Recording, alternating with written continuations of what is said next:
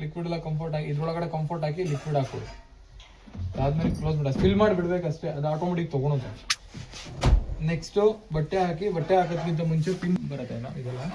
So ಇದ್ರೊಳಗಡೆ ಬಟ್ಟೆ ಹಾಕೋದ್ಕಿಂತ ಮುಂಚೆ ಪಿನ್ನು ಕಾಯಿನ್ಸ್ ಎಲ್ಲ ಚೆಕ್ ಮಾಡಿ ಹಾಕಬೇಕು, ಡೈರೆಕ್ಟಾಗಿ ಹಾಕಬಾರ್ದು. ಇದರಲ್ಲಿ 75% ಫಿಲ್ ಮಾಡಿ 25% ಖಾಲಿ ಬಿಡಿ. ಲೋಡ್ ಮಾಡಂಗಿಲ್ಲ. ಸೊ ನೆಕ್ಸ್ಟು ಇಲ್ಲಿ ಪ್ರೋಗ್ರಾಮ್ಸ್ ಇಲ್ಲಿ ಕೊಟ್ಟಿರ್ತಾರೆ. ಇಂಗ್ಲೀಷು ಫಸ್ಟ್ ಒಂದು ಕಾಟನ್ ಸೆಲೆಕ್ಟ್ ಮಾಡಿ ಸ್ಟಾರ್ಟ್ ಕೊಟ್ರೆ ಕಾಟನ್ ಬಟ್ಟೆ ಮಾತ್ರ ಹಾಕಬೇಕು.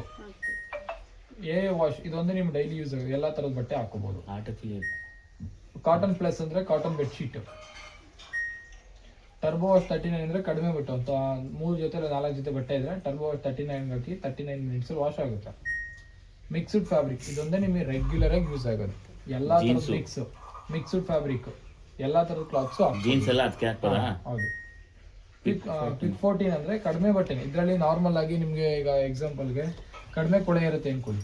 ಸೊ ಆ ಥರ ಬಟ್ಟೆ ಇದ್ರೆ ಕಡಿಮೆ ಒಂದು 4 ಜೊತೆ ಬಟ್ಟೆ ಹಾಕಿ ಬರೀ 14 ನಿಮಿಷದಲ್ಲಿ ವಾಶ್ ಆಗುತ್ತೆ. ಡೆಲಿಕೇಟ್ಸ್ ಅಂದರೆ ಸ್ಯಾರಿಗಳಿಗೆಲ್ಲ ಸ್ಟೋನ್ ವರ್ಕು ಎಂಬ್ರಾಯ್ಡಿಂಗ್ ಮಾಡಿಸಿರ್ತಾರಲ್ಲ ಆ ಥರ ಬಟ್ಟೆ ಇದ್ರೆ ಡೆಲಿಕೇಟ್ಸ್ಗೆ ಹಾಕ್ಬೋದು. ಈಸಿ ಕೇರ್ ಅಂದರೆ ಓನ್ಲಿ ಸ್ಯಾರಿಗಳಿದ್ರೆ ಡೈರೆಕ್ಟಾಗಿ ಈಸಿ ಕೇರ್ಗೆ ಹಾಕಿ. ನೆಕ್ಸ್ಟ್ ಹ್ಯಾಂಡ್ ಆ್ಯಂಡ್ ಉಲ್ಲನ್ ಅಂದರೆ ಉಲ್ಲನ್ ಸ್ವೆಟರ್ಸು ಇಲ್ಲ ಟವಲ್ಸ್ಗಳು ಇಲ್ಲೇ ಕೊಟ್ಬಿಡ್ತಾರೆ. ಓಕೆನಾ. Next micro plastic care. So ಇದು ಬಂದು ನಿಮಗೆ ಸಿಂಥೆಟಿಕ್ ಬಟ್ಟೆ ಬರುತ್ತೆ ಗೊತ್ತಾ. ಸೊ ಆ ಥರ ಕ್ಲಾತ್ಸ್ ಇದ್ರೆ ಇದಕ್ಕೆ ಹಾಕೋಬಹುದು. ಇಲ್ಲೇ ಕೊಟ್ಟು ಸ್ಪಿನ್ ಸ್ಪೀಡು ಮತ್ತು ಟೆಂಪರೇಚರು ಎಲ್ಲ ಆಟೋ ಶೋ ಆಗ್ತಾ ಇರುತ್ತೆ. ಸೊ ಮತ್ತೆ ನಿಮಗೆ ವಾಶ್ ಟೈಮಿಂಗ್ಸ್ ಬಂದು ಮೀಡಿಯಮ್ ರನ್ ಆಗುತ್ತೆ, ಸ್ಪೀಡ್ ಜಾಸ್ತಿ ರನ್ ಆಗಲ್ಲ.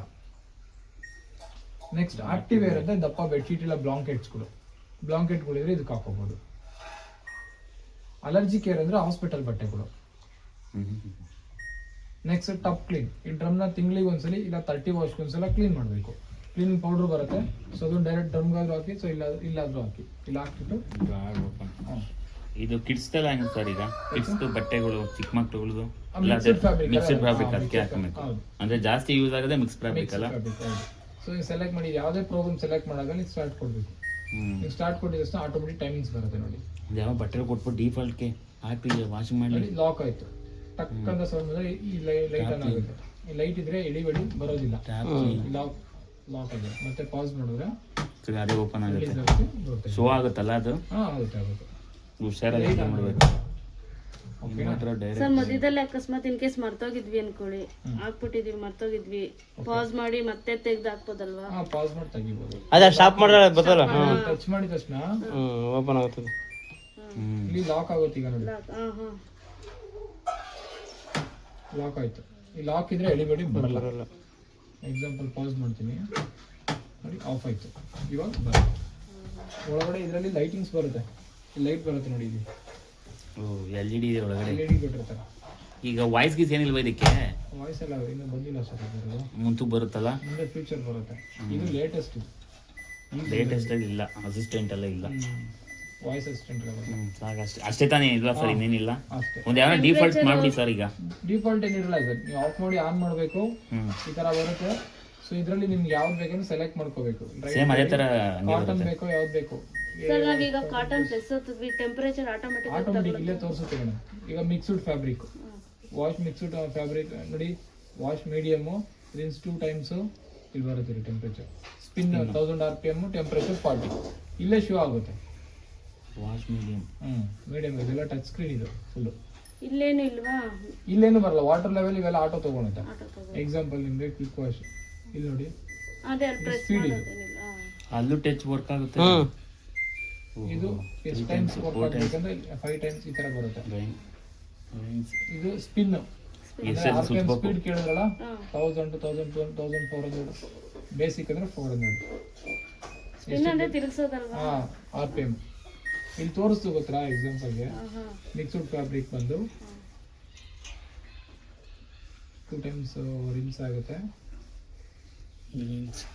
ಟೆಂಪರೇಚರ್ 40 ಇದೆಯಲ್ಲ, 40 ಇರೋದನ್ನ ಈಗ RPM ಸ್ಪೀಡ್ ಇದು ಸ್ಪೀಡ್ 1400. ಇದು ಟೆಂಪರೇಚರ್ ಟೈಮ್ಸ್ ಹೆವಿ ಲೈಟ್ ಹಾಕ್ಬೋದು.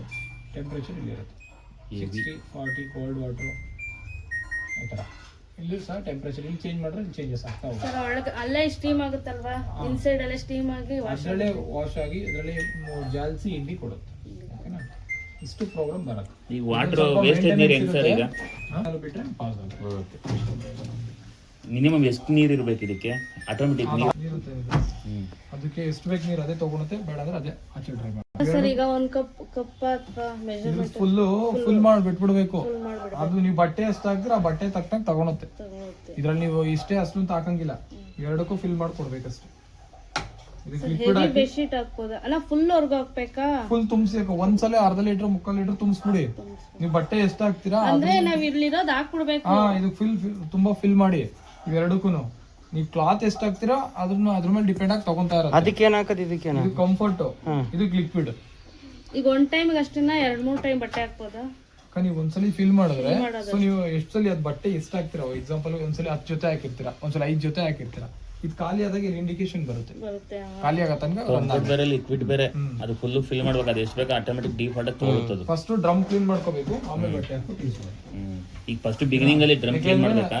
ಹಾ, ಬಿಗಿನಿಂಗ್ ಮಾಡಿ. ಈಗ ಮಾಮೂಲಿ ಎಂಟಿ ವಾಶ್ ಮಾಡ್ಬೇಕಾದ್ರೆ ಹೆಂಗೆ ಸರ್? ಡ್ರಮ್ ಎಲ್ಲ ಇದಾದಂಗ ಆಗಿರುತ್ತೆ, ಫುಲ್ ಒಳಗಡೆ ಕೆಮಿಕಲ್ಸ್ ಇರುತ್ತೆ. ಸೊ ಕ್ಲೀನ್ ಮಾಡ್ಕೊಂಡು ಯೂಸ್ ಮಾಡ್ಬೇಕು. ಇಲ್ಲ ಡೈರೆಕ್ಟ್ ಬಟ್ಟೆ ಹಾಕೊಂಡು ಗಲೀಜ್ ಹಾಕೋ ಬಟ್ಟೆ.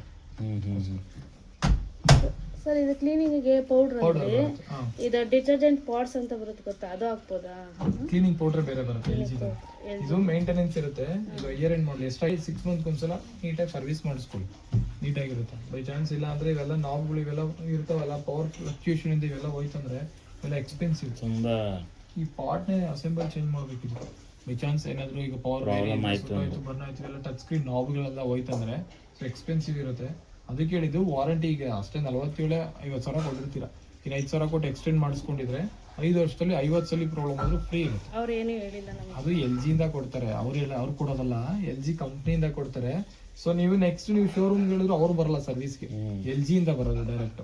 ಸರಿನಾ? ಸೊ ಅದು ಮಾಡ್ಕೊಂಡೋಗಿದ್ರೆ ಲಿಂಕ್ ಶೇರ್ ಮಾಡ್ತೀನಿ, ಆ ಲಿಂಕಲ್ಲಿ ನೀವು ಪೇಮೆಂಟ್ ಮಾಡ್ಕೊಂಡ್ರೆ ಸೊ ನಿಮಗೆ ಮೇಲಲ್ಲಿ ಬಿಲ್ ಬರುತ್ತೆ. ಇವತ್ತಿಂದ ನಿಮಗೆ 2+3 ಟೋಟಲ್ 5 ವರ್ಷ ಯಾವುದೇ ಪಾರ್ಟ್ ಹೋಗ್ಲಿ ಮತ್ತೆ 6 ತಿಂಗಳಿಗೆ ಒಂದ್ಸಲಿ ಸರ್ವಿಸ್ ಕಂಪಲ್ಸರಿ ಬಂದು ಮಾಡ್ಕೊಂಡು ಹೋಗ್ತಾರೆ. ಮತ್ತೆ ಈಗ 10 ಇಯರ್ಸ್ ವಾರಂಟಿ ಅಂತ ಅಲ್ಲಿ ಮೆನ್ಷನ್. ಸುಟ್ಟು ಹೋಗ್ಲಿ ಏನಾದ್ರೂ ಆಗ್ಲಿ ಫಿಸಿಕಲ್ ಬಿಟ್ಟು ಹೊಡೆದಾಕೋದು, ಮತ್ತೆ ಇಲ್ಲಿ ಬಂದು ಕಚ್ಚೋದು, ಅದು ಫಿಸಿಕಲ್. ಸೊ ಅದ್ ಬಿಟ್ಟು ಬೇರೆ ಏನು ಈಗ ಪವರ್ ಫ್ಲಕ್ಚುಯೇಷನ್ ಬರ್ನ್ ಆಗಿ ಸೊ ಅಷ್ಟೇ ಪೇ ಮಾಡಿ ತಗೊಂಡಿರ್ತೀರಾ. ಸೊ ತಗೊಂಡಂಗಿದ್ರೆ ನಿಮ್ಗೆ ಲಿಂಕ್ ಶೇರ್ ಮಾಡ್ತೀರಾ, ಲಿಂಕ್ ಅಲ್ಲಿ ಪೇಮೆಂಟ್ ಮಾಡ್ಕೊಂಡು ಬಿಲ್ ಇಟ್ಕೊಳ್ಳಿ ಅಷ್ಟೇ. ಅದು ಇನ್ಸ್ಟಾಲೇಷನ್ ಟೈಮಿಂಗ್ಸ್ ಅಲ್ಲಿ ಅಷ್ಟೇ ಬರೋದು.